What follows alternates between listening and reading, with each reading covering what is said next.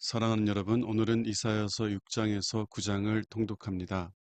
6장은 이사야가 하나님의 영광을 보고 하나님으로부터 파송을 받는 이야기를 기록하고 있으며 7장에서 9장은 하나님께서 남유다와 함께 하셔서 북이스라엘의 위협으로부터 지키시며 북이스라엘을 심판하실 것을 말합니다. 특별히 7장에서 9장은 임마누엘, 곧 유다를 넘어 이방인이었던 우리와 함께 계실 하나님을 예언합니다. 오늘 말씀을 통해서 우리와 함께 계셔서 우리를 지키시고 보호하시는 임마누엘이신 예수 그리스도를 묵상해 보시기 바랍니다. 6장. 하나님이 이사야를 예언자로 부르심. 우시야 왕이 죽던 해에 나는 여호와를 보았다. 그분은 높이 들린 보좌에 앉아 계셨으며 그 옷자락은 성전을 가득 채웠다. 그분의 주위에는 각각 6개의 날개를 가진 스랍 천사들이 둘러서 있었는데 모두 두 날개로 얼굴을 가리고 두 날개로는 발을 가렸으며 나머지 두 날개는 날아다니는 데 사용하였다. 그들은 서로 화답하며 이렇게 노래하였다. 거룩하다, 거룩하다, 거룩하다. 전능하신 여호와께서 거룩하시니 온 땅에 그 영광이 충만하구나. 그들의 노랫소리에 성전터가 흔들리고 성전에는 연기가 가득하였다. 그때 내가 말하였다. 이제 나는 화를 입고 망하게 되었구나. 내가 스스로 입술이 더러울 뿐만 아니라 입술이 더러운 사람들 틈에 끼어 살면서 전능하신 여호와이신 왕을 보았으니 어떻게 하면 좋을까? 그때 스랍 천사 중 하나가 부젓가락으로 단에서 벌겋게 타는 숯불을 집어가지고 나에게 날아와서 그것을 내 입에 대며 이렇게 말하였다. 보라, 이것이 내 입에 닿았으니 이제 내 죄는 사라졌고 너는 용서받았다. 나는 또 여호와께서 내가 누구를 보낼까? 누가 우리를 위해서 갈 것인가? 하고 말씀하시는 소리를 듣고 내가 가겠습니다. 나를 보내소서 하고 대답하였다. 그러자 여호와께서 말씀하셨다. 너는 가서 이 백성에게 너희는 계속 들어도 깨닫지 못하고 계속 보아도 알지 못한다고 말하라. 너는 이 백성의 마음을 둔하게 하고 귀는 막히고 눈은 감기게 하라. 그렇지 않으면 그들이 눈으로 보고 귀로 듣고 마음으로 깨달아 돌아와서 고침을 받을지도 모른다. 그때 내가 주여 언제까지 이런 상태가 계속 되겠습니까? 하고 묻자 그분은 이렇게 대답하셨다. 성들은 폐허가 되어 주민이 없고 집에도 사는 사람이 없으며 토지는 황무지가 되고 사람들은 멀리 포로로 잡혀가서 이 땅이 완전히 황폐하게 될 때까지이다. 그러나 10분의 1은 살아남을 것이다. 비록 그것이 다시 소멸될지라도 밤나무나 상수리나무가 잘리면 그루터기는 남아있듯이 이 땅의 거룩한 씨는 그 그루터기처럼 남아있을 것이다. 7장. 아하스 왕에게 보냄을 받은 이사야. 우시아의 손자이며 요담의 아들인 아하스가 유다를 통치할 당시 시리아의 르신 왕과 르말랴의 아들인 이스라엘의 베가 왕이 예루살렘을 공격하였으나 그 성을 함락시킬 수가 없었다. 그러나 시리아와 이스라엘이 동맹을 맺었다는 말이 왕궁에 전해지자 아하스 왕과 모든 백성들은 두려워서 사시나무 떨듯 떨고 있었다. 그때 여호와께서 이사야에게 말씀하셨다. 너는 내 아들 스알 야습과 함께 윗못의 수로 끝에 있는 옥간 표백장의 길로 가서 아하스를 만나 나 여호와가 이렇게 말한다고 일러주어라. 너는 조심하며 침묵을 지키고 두려워하거나 낙심하지 말아라. 시리아의 르신과 르말랴의 아들이 아무리 분노할지라도 그들은 타다 남은 두 나무 막대기에 불과하다. 시리아 왕과 이스라엘 왕이 너를 해할 음모를 꾸미고 있다. 그들은 유다를 침략하고 백성들을 두렵게 하여 자기들 편으로 끌어들인 다음 다부엘의 아들을 왕위에 앉힐 계획을 세우고 있다. 그러나 결코 이 일이 그들의 계획대로 되지 않을 것이다. 시리아의 수도는 언제나 다마스커스에 국한될 뿐 르신이 그 영토를 더 이상 넓히지 못할 것이며 이스라엘도 65년 안에 패망할 것이다. 이스라엘의 수도는 언제나 사마리아에 국한되고 베가의 왕권도 더 이상 신장되지 않을 것이다. 만일 내가 내 말을 믿지 않으면 너도 오래가지 못할 것이다. 임마누엘의 표적. 여호와께서 다시 아하스에게 말씀하셨다. 만일 내가 내 말을 확인하고 싶으면 표적을 구하라. 하늘에 있는 것이나 땅에 있는 것이나 무엇이든지 좋다. 그러나 아하스는 아닙니다. 나는 주를 시험하지 않겠습니다. 하고 대답하였다. 그때 이사야가 이렇게 말하였다. 다윗의 후손들아 들어라. 너희가 사람을 괴롭힌 것도 부족하여 이제는 하나님의 인내를 시험하려 하느냐. 그러므로 여호와께서 직접 너희에게 표적을 주실 것이다. 처녀가 임신하여 아들을 낳을 것이며 그의 이름을 임마누엘이라 부를 것이다. 이 아이가 선악을 분별하게 될 때 버터와 꿀을 먹을 것이며 그가 선악을 분별하기 전에 너희가 두려워하는 두 왕의 땅이 황폐해질 것이다. 그러나 이스라엘이 유다로부터 분리된 이후 지금까지 겪어보지 못한 가장 무서운 재난을 여호와께서 너희에게 내리실 것이니 그것은 아시리아의 왕이 너희를 침략하는 일이다. 그때 여호와께서는 멀리서 파리떼와 같은 이집트 군대와 벌떼와 같은 아시리아 군을 부르실 것이다. 그들은 거친 골짜기와 바위 동굴과 가시덤불과 그 밖의 모든 푸른 땅에 밀어 덮칠 것이다. 그날에 여호와께서 유프라테스강 저편에서 세내어 온 면도칼 곧 아시리아 황제를 고용하여 너희 머리털과 발털을 밀고 너희 수염을 깎을 것이다. 그때 살아남은 자들이 가진 것이라고는 암소 한 마리와 양 두 마리 정도밖에 되지 않을 것이나 온 땅에는 풀이 무성하여 그것들이 젖을 많이 내므로 소수의 생존자들은 버터와 꿀을 먹고 살게 될 것이다.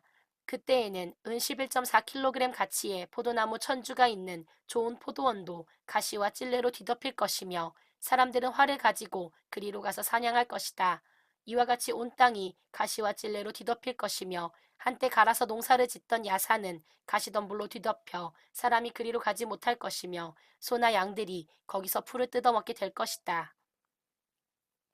8장 여호와의 도구 아시리아.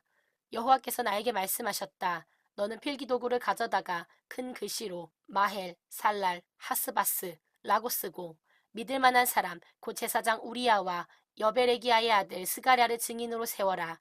얼마 후에 내 아내가 임신하여 아들을 낳았을 때 여호와께서 나에게 이렇게 말씀하셨다. 그의 이름을 마헬살랄 하스바스라고 불러라. 그 아이가 아빠, 엄마라고 부르기도 전에 아시리아 왕이 다마스커스와 사마리아를 침략하여 그들의 모든 재물을 약탈해 갈 것이다. 여호와께서 다시 나에게 말씀하셨다. 이 백성은 나의 따뜻한 보호를 거절하고 르신과 베가가 와서 도와주기를 열망하고 있다. 그러므로 나 여호와가 아시리아 황제와 그의 모든 군대를 보내 예루살렘을 치게 하겠다. 그들은 유프라테스 강의 홍수처럼 밀어닥쳐 유다 전역을 완전히 휩쓸어 버릴 것이다. 그러나 임마누엘의 하나님이 우리와 함께 하신다. 그의 편 날개가 이 땅을 보호할 것이다.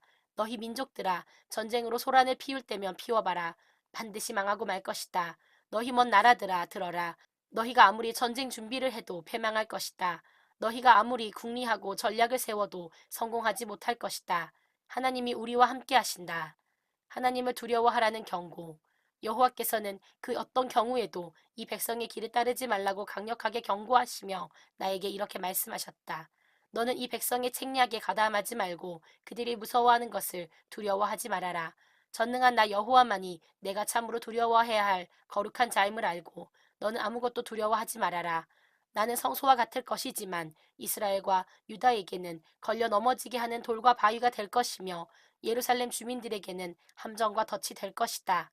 그래서 많은 사람들이 나 때문에 걸려 넘어지고 쓰러지며 부러질 것이요 덫에 걸릴 것이다. 내 제자들아, 너희는 하나님이 나에게 주신 말씀을 소중히 간직하라. 이제 여호와께서 자기 백성을 외면하셨으나 나는 그를 나의 유일한 희망으로 삼고 신뢰하겠다. 나와 여호와께서 나에게 주신 자녀들을 보라. 우리는 시온산에 계시는 전능하신 여호와의 계획을 이 백성에게 보여주는 표적과 상징이 되었다. 그러나 사람들은 너희에게 속삭이며 중얼거리는 영매와 마법사에게 가서 물어보라고 말할 것이다. 너희는 그들의 말을 듣지 말아라. 어째서 하나님에게 물어보지 않고 산자를 위하여 죽은 자에게 물어야 하겠느냐? 너희는 하나님의 말씀에 귀를 기울이고 영매나 마법사가 하는 말을 듣지 말아라. 그들의 말에는 진리의 빛이 없다. 그들은 고통과 굶주림 속에서 이리저리 방황할 것이며 그들이 굶어 죽게 될 때 격분하여 하늘을 쳐다보고 자기들의 왕이신 하나님을 저주할 것이다. 그들이 땅을 굽어보아도 고통과 절망과 흑암밖에 없을 것이니 그들은 이 흑암 속으로 끌려 들어갈 수밖에 없을 것이다. 9장 미래의 왕. 그러나 고통하는 자들에게 언제나 절망과 어두움이 계속되는 것은 아니다. 스불론 땅과 납달리 땅이 한때는 하나님의 멸시를 받았으나 앞으로는 지중해 동쪽 요단강 서편의 이방 사람들이 사는 갈릴리가 영화롭게 될 것이다. 흑암 가운데 걸어다니던 백성이 큰 빛을 보았고 죽음의 그늘진 땅에 사는 사람들에게 빛이 빛이었다. 이스라엘은 다시 번영을 누리게 될 것이며 추수할 때와 약탈물을 나눌 때와 같은 즐거움이 이 땅에 넘치리라. 하나님이 자기 백성을 묶고 있는 사슬과 그들을 치는 채찍을 꺾어 버리시고 옛날 미디안 군대를 쳐부수신 것처럼 그들을 괴롭히고 착취하는 나라를 쳐부수실 것이다. 그 영광스러운 평화의 날에는 전쟁터에서 사용된 모든 군화와 피 묻은 군복이 불에 소각될 것이다. 한 아기가 태어났으니 우리에게 주신 아들이다. 그가 우리의 통치자가 되실 것이니 그 이름은 위대한 스승, 전능하신 하나님, 영원히 계시는 아버지, 평화의 왕이라 하리라. 그의 왕권은 한없이 신장되고 그의 나라는 언제나 평화로울 것이며 그가 다윗의 왕위에 앉아 그 나라를 굳게 세우고 공정함과 의로움으로 영원히 다스리실 것이다. 전능하신 여호와의 열심이 이것을 이루리라. 이스라엘에 대한 여호와의 분노. 여호와께서 이스라엘 곧 야곱의 후손들에게 심판을 선언하셨다. 에브라임과 사마리아에 사는 사람들과 이스라엘의 모든 사람들이 이것을 알 것이다. 이제 그들은 교만하고 거만하여 이렇게 말하고 있다. 벽돌이 무너졌으나 우리는 다듬은 돌로 다시 쌓을 것이며 뽕나무가 찍혔으나 우리는 백향목으로 그것을 대체하겠다. 그러므로 여호와께서 그들의 대적을 일으켜 그들을 치게 하셨으니 동쪽으로는 시리아 사람이며 서쪽으로는 블레셋 사람이다. 그들이 입을 벌려 이스라엘을 삼키려고 하는데도 여호와의 분노는 그치지 않고 그의 손은 펴진 채 그대로 있다. 이 백성이 벌을 받고서도 뉘우치고 돌아와 전능하신 여호와를 찾지 않는구나. 그러므로 여호와께서 단 하루 만에 이스라엘의 지도자들과 백성 그리고 거짓말하는 예언자들을 쳐서 벌하실 것이다. 지도자들이 이 백성을 파멸의 길로 이끌어가고 있다. 이 백성들이 불경스럽고 악하며 더러운 말을 함부로 짓거려대므로 여호와께서 젊은 사람들을 기뻐하지 않으시고 고아와 과부를 불쌍히 여기지 않으실 것이다. 그래도 여호와의 분노가 그치지 않을 것이며 그의 손은 펴진 채 그대로 있을 것이다. 이 백성의 악은 가시와 엉겅퀴를 태우는 불과 같아서 연기가 치솟는 산불처럼 타오르고 있다. 전능하신 여호와의 분노로 이 땅이 새카맣게 타버릴 것이며 백성들은 그 불의 연료가 될 것이다. 사람들이 자기 형제도 몰라보고 서로 아귀다툼을 하며 음식을 빼앗아 먹어도 굶주림을 채우지 못하여 결국 자기 자식까지 먹게 될 것이다. 므낫세가 에브라임을 치고 에브라임이 므낫세를 칠 것이며 그 두 지파가 합세하여 유다를 칠 것이다. 그래도 여호와의 분노가 그치지 않을 것이며 그의 손은 펴진 채 그대로 있을 것이다. 사랑하는 여러분, 오늘 말씀을 통해서 다음 사실을 묵상해 보시기 바랍니다.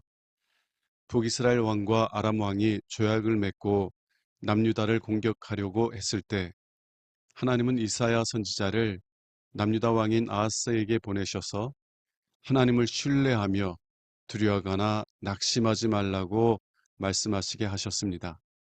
그리고 이사야서 7장 9절에서 하나님은 만일 너희가 굳게 믿지 아니하면 너희는 굳게 서지 못하리라 라고 말씀하셨습니다.